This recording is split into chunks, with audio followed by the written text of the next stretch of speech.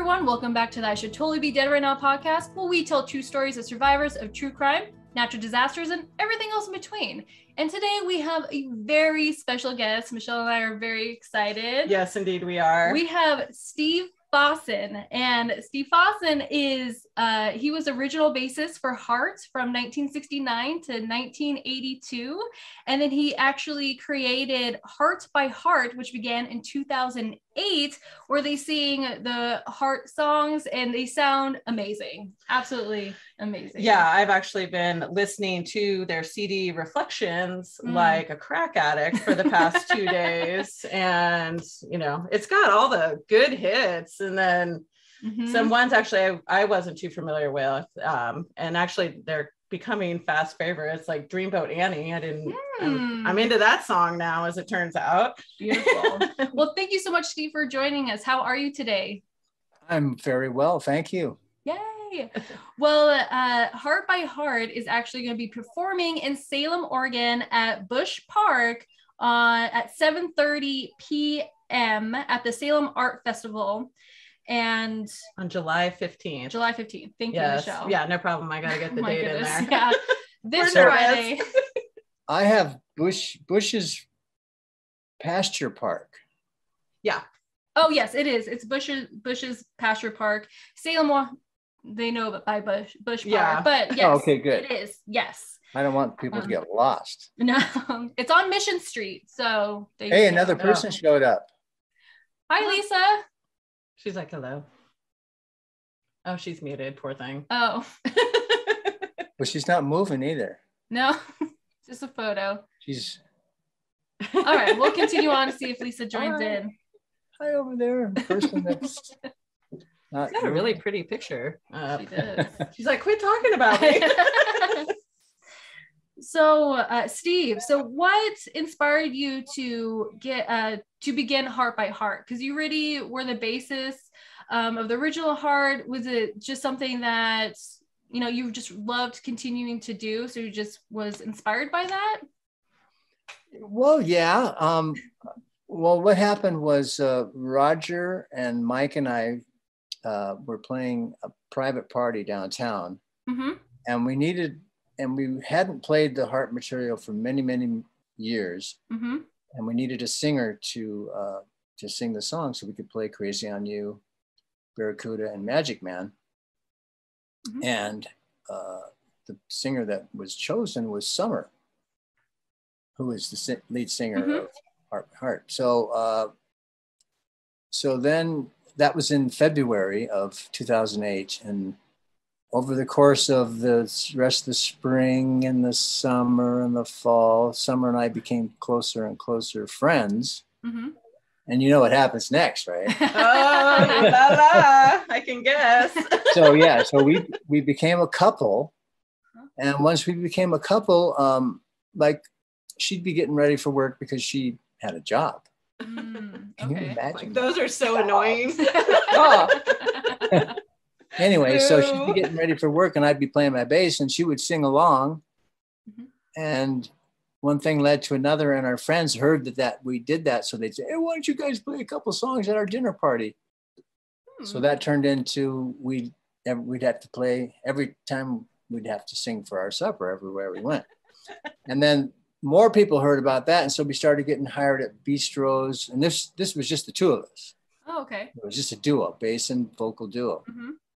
And you know, and we went to jam nights and we got hired at different places and people made a big deal out of it. And then we got a call from a guy in Anchorage, Alaska, who wanted us to open up for Dwight Yoakam. And we were having a great time being a duo, but we thought, well, opening up for a whole band, we probably need like a drummer and a guitar player. So that's when we asked Mike DeRosier to join. And a great friend of ours, Randy Hansen, who is also a Hendrix artist and a very good guitar player too, of course. And so the four of us had a set all ready to go to Anchorage, Alaska.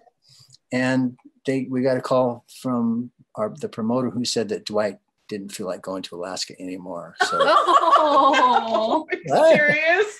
So, but we had a set, and we were having fun doing it. So we got together a few more times during the summer, and then some other very good friends of ours who happened to be on the co-ed softball team that Summer was the catcher for. Mm-hmm.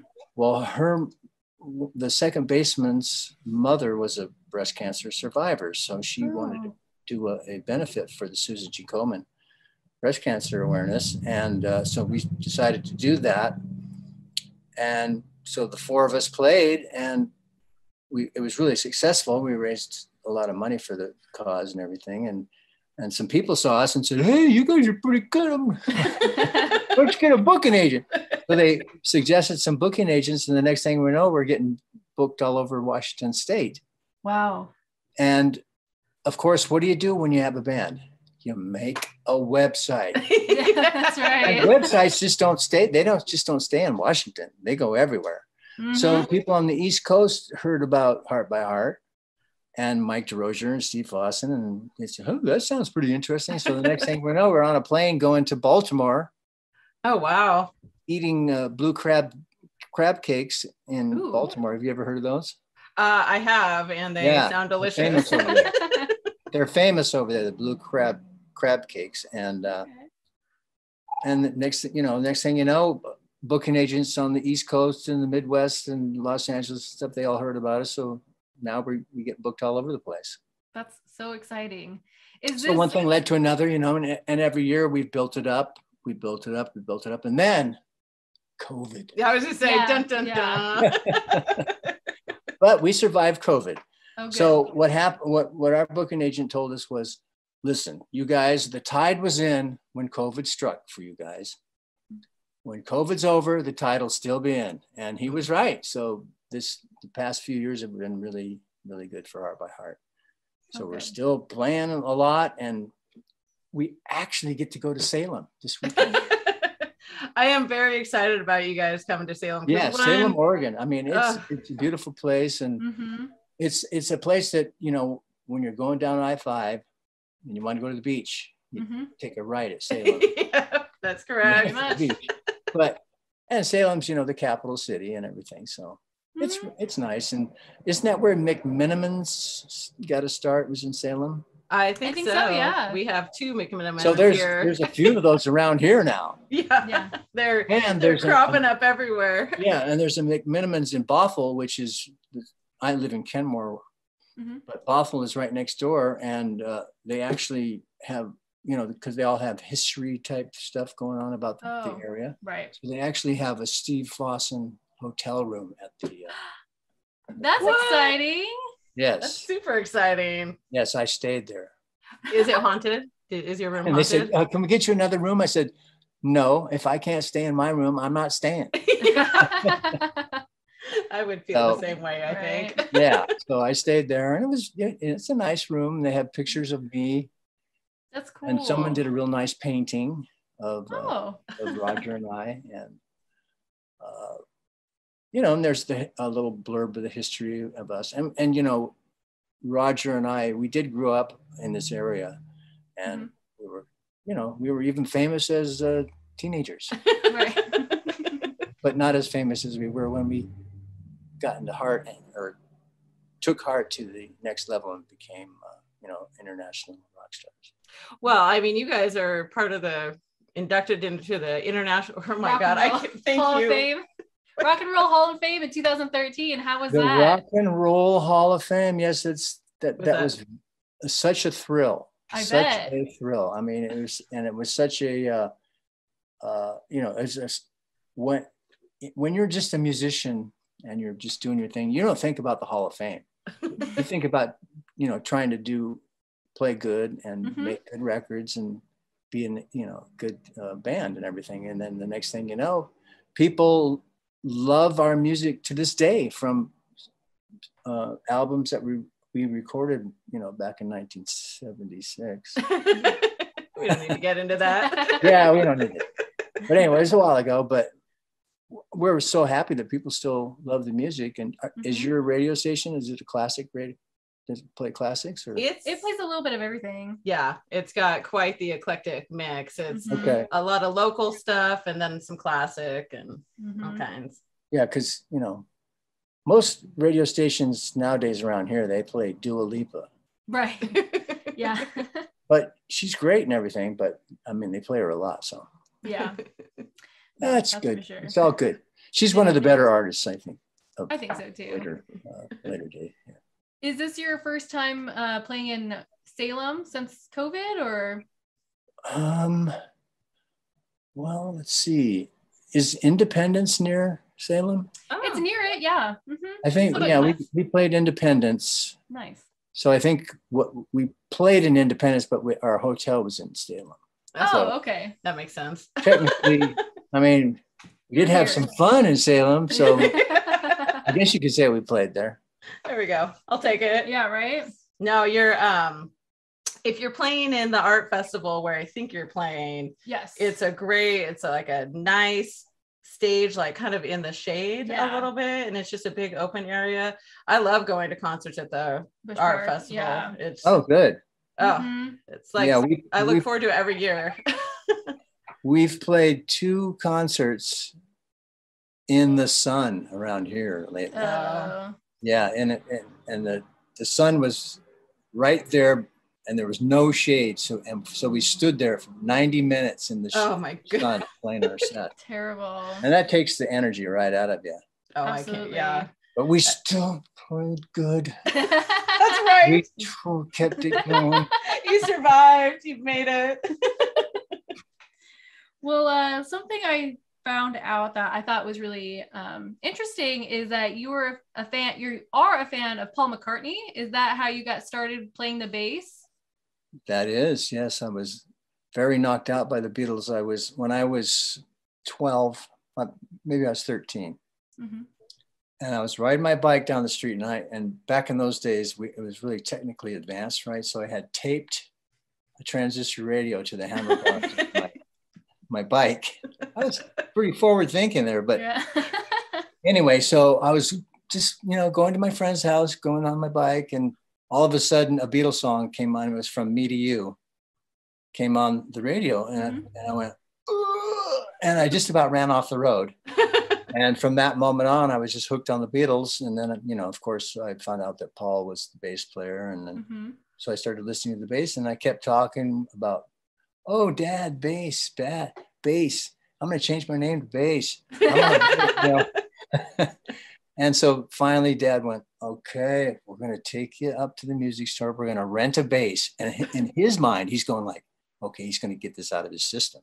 Right. He's going to rent the bass. It's going to sit in the corner for 3 months and get dusty, and then we're going to take it back.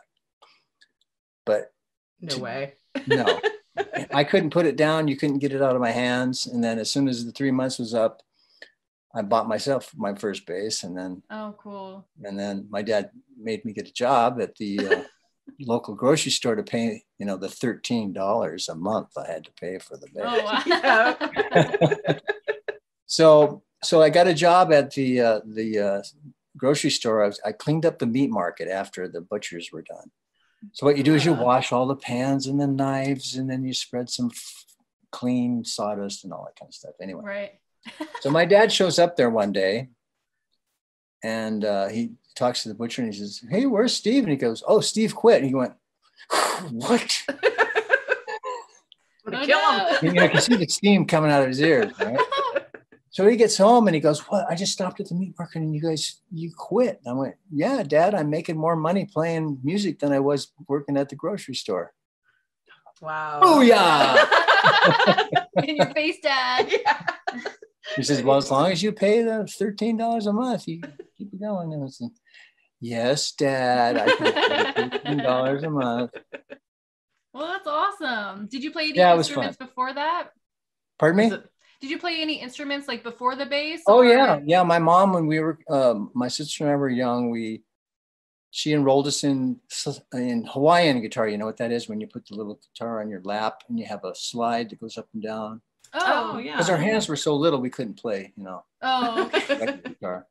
So she had us enrolled in that, and that was a lot of fun, and learned, quite a bit from that. And And then our friends had organs, and my parents would go visit their friends, and all they wanted to do is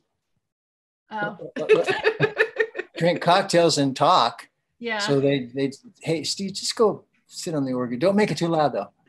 So, but when I was a little kid, I could always pick out melodies on the keyboard. I don't know what it was about me, but anyway, I was fascinated by it.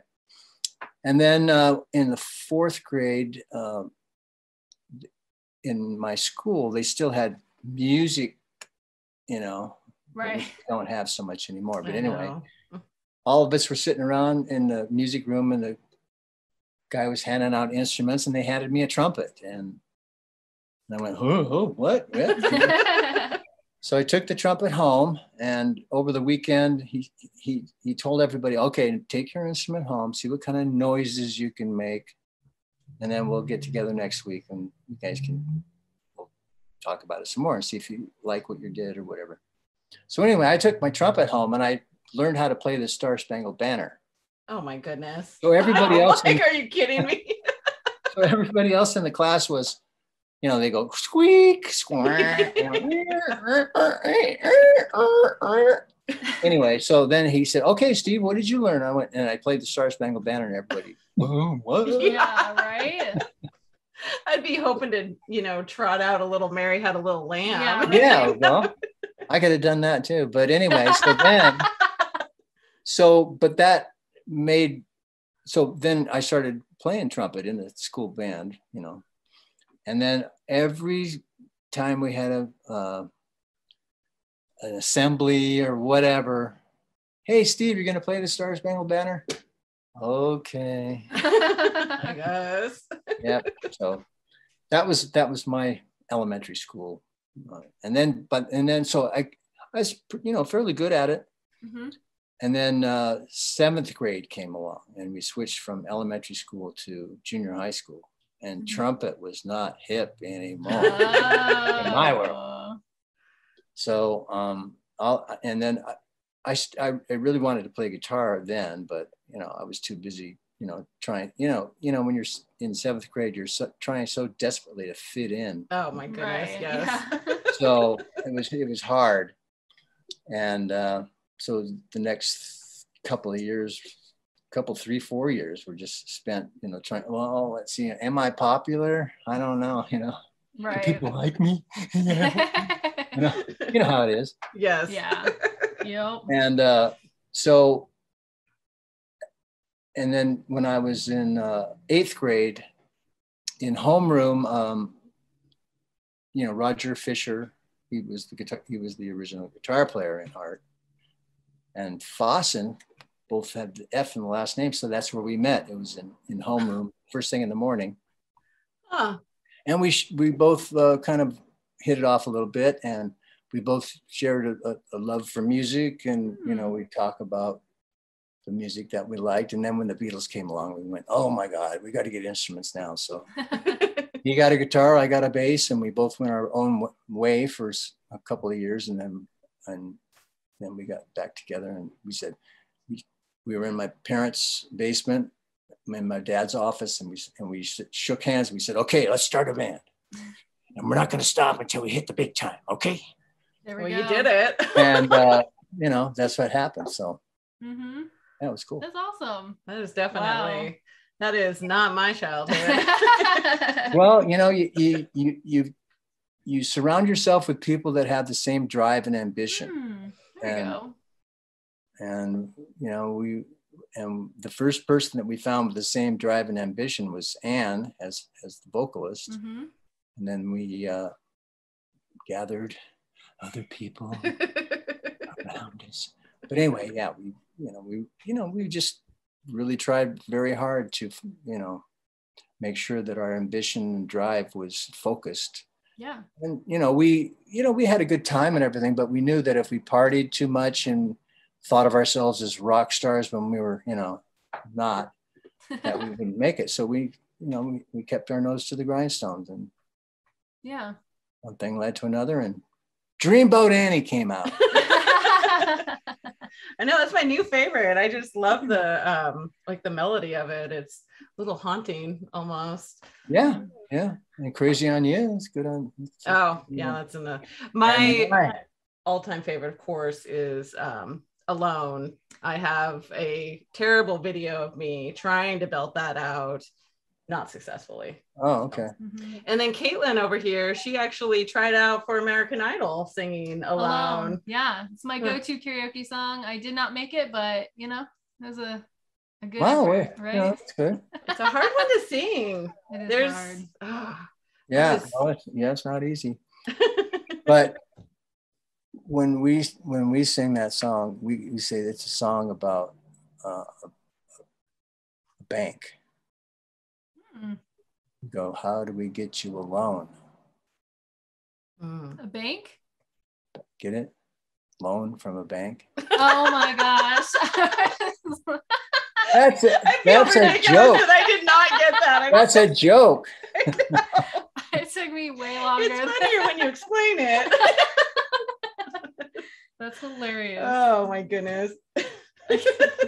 But when I say that joke on stage, I get the dirtiest look from Lizzie's and Summers. Okay, that joke is off. Get it. You're done. That's hilarious. I love that. It worked, for the first couple of years, but not anymore. But anyway, yeah. So we pretty much take ourselves pretty seriously now. So. Yeah. But Alone was a number one song in America. It was. It's a great song.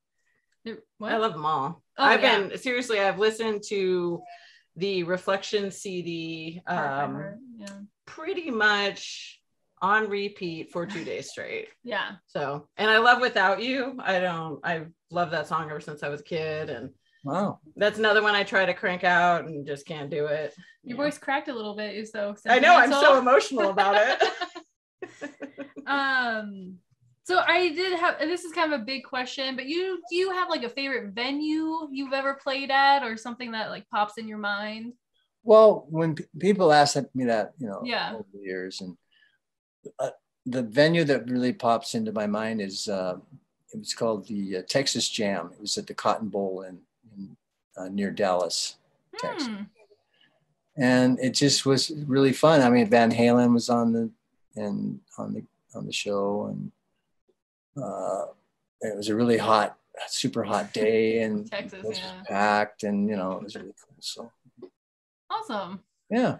That sounds awesome. I also hear, I don't know if this is true, but I hear that you sometimes like almost annually go to Disneyland. Is that true? And if it is, do you have a favorite ride or treat at Disneyland?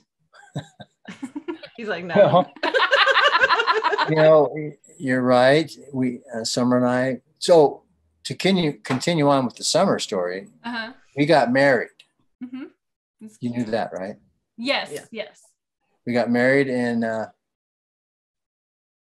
2016. In 2011. 8 days to the day from when we met, or 8 years to the day from when we met. That's sweet. That is sweet. Yeah. So every February 21st, we tried to spend in Disneyland. Aww. Now Michelle's going to be there.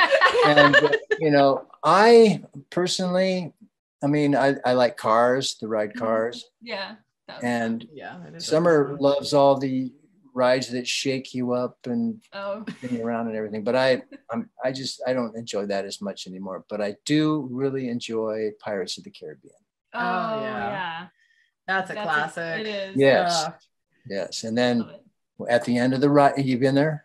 Oh yeah. At the end of the ride, there's Johnny Depp right over here. Yeah. I remember when they added him, I was like, what the hell is this noise? So when we were there last time, it was when he was in his trial with, oh yes, indeed, former wife or whatever it was. And I was thinking, like, are they going to have to change that statue? I didn't. Yeah, right? Anyway, so it was a lot of fun. I'm glad they didn't. Yeah. Yeah. It's it's a fun ride, and we have. Oh, I love that tradition. And when we get home, I downloaded Yo Ho Ho. Oh, yeah. That's awesome. Learn that on the bass. Oh, that'd be cool. There we go. Well, okay. Well, so in honor of you, I have a survival story. It's a quick one, but I thought it might be interesting to hear. You give me just a few minutes. But actually, before I get into the story, Michelle made a cocktail inspired by Heart by Heart. Yes. And it's a beautiful red. Again, mine's almost gone. I drank the whole thing. So what's in it, Michelle? So okay. everyone can know.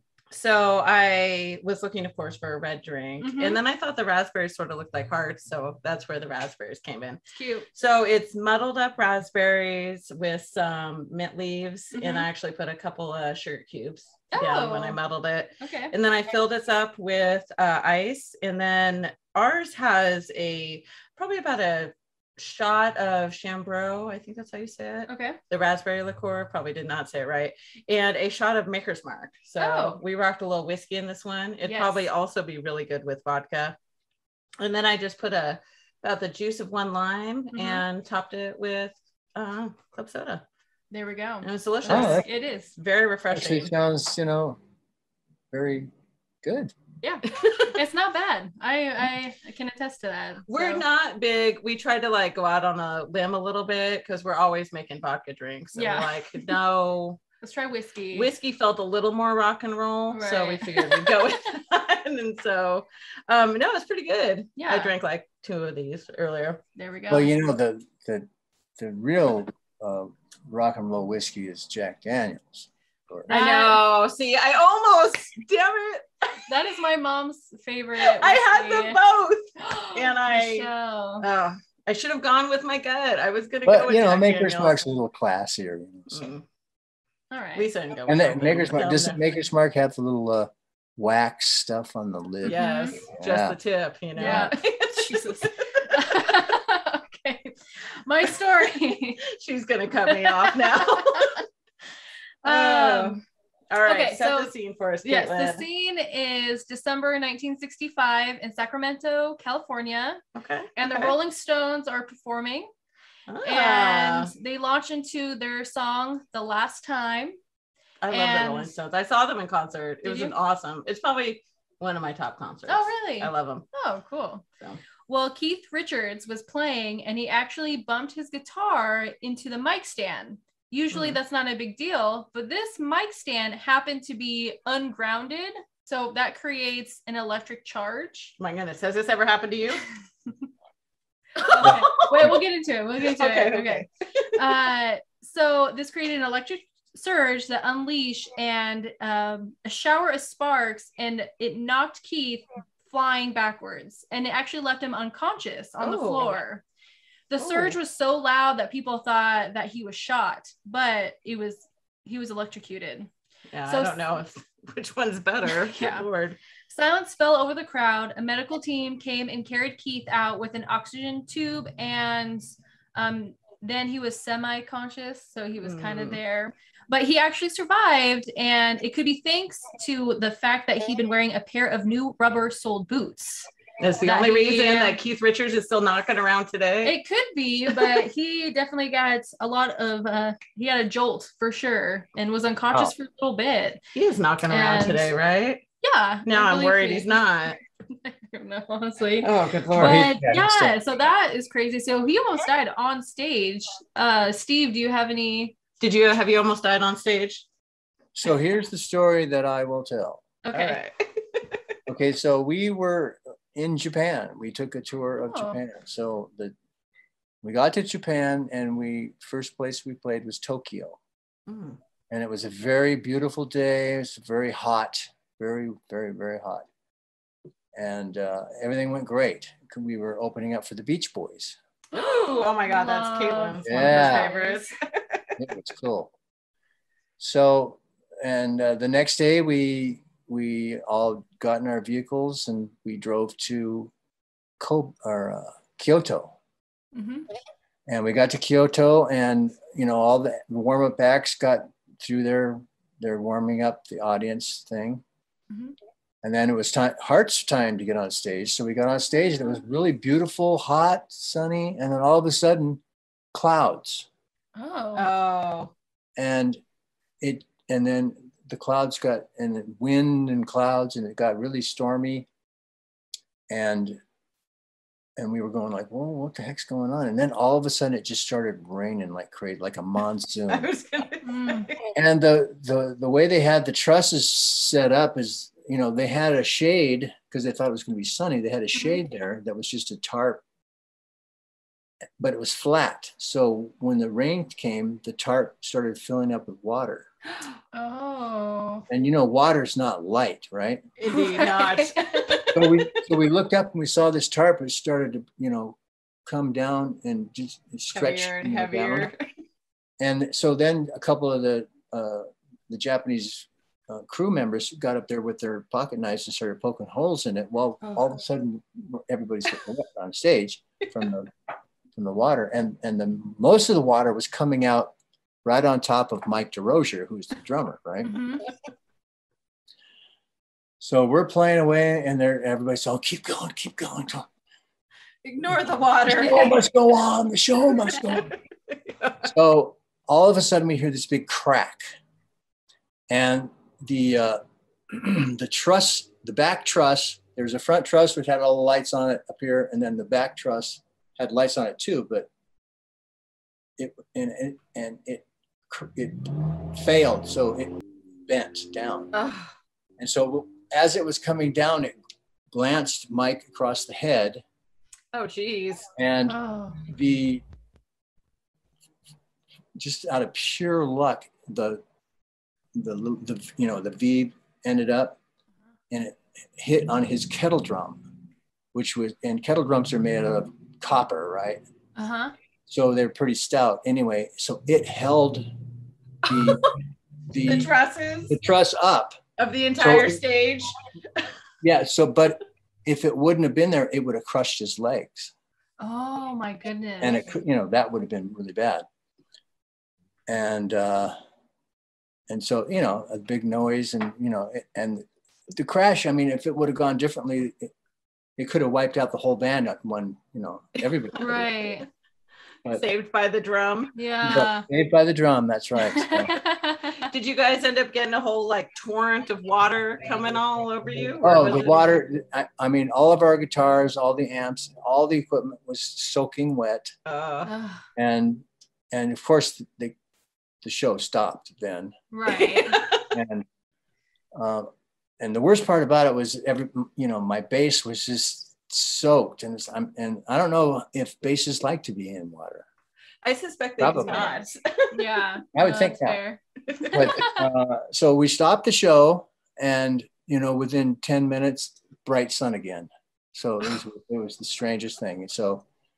And the bright sun helped to dry stuff out, but still it's a pain. And yeah. So needless to say, the Beach Boys did not play that night. Oh no! No, I mean, how could they with the stage truss just bent like that? I'd be like, leave the drum there. We're doing it. Oh yeah, that was the most dangerous thing that ever happened while we were on stage. That's crazy. But getting back to the electricity thing, Keith obviously got a gigantic shock and some kind of. But the only thing I've ever had was like a shock. A little spark this big went from my microphone to my lip, and it just was painful. But yeah, it wasn't like a gigantic. That feels like enough to me. That sounds like it hurt. It hurt. So from now on, when I hang onto the neck of my bass with one hand, so I get that connection, and then I tap the microphone with the back of my hand, so it won't, do this. Yep. That's smart. That's super smart. So, and then if you get a shock, then you start yelling at people. Yeah. Hey, you get the shock here. Caitlin, fix it. Oh goodness. Well, that's crazy. Yeah.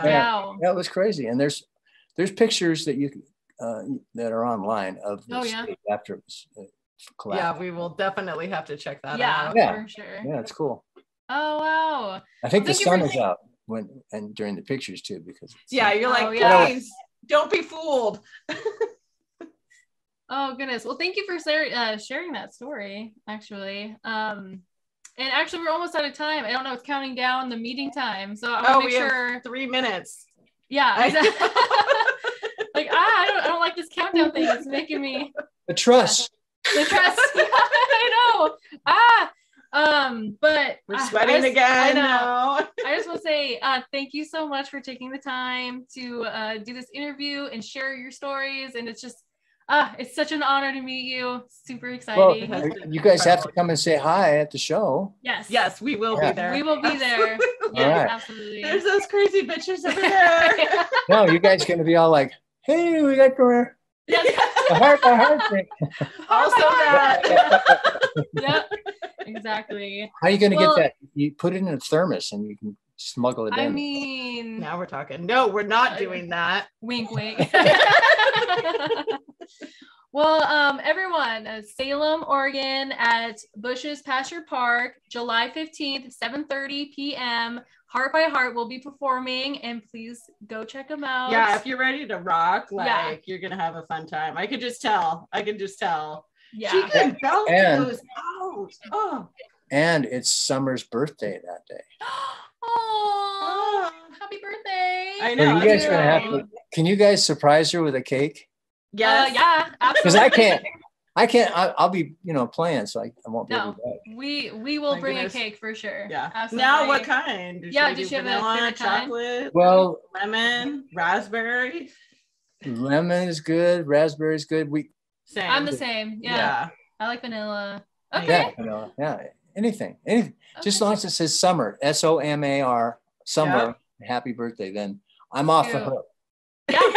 I've done it. Yeah. I'm taking care of it. We're on it.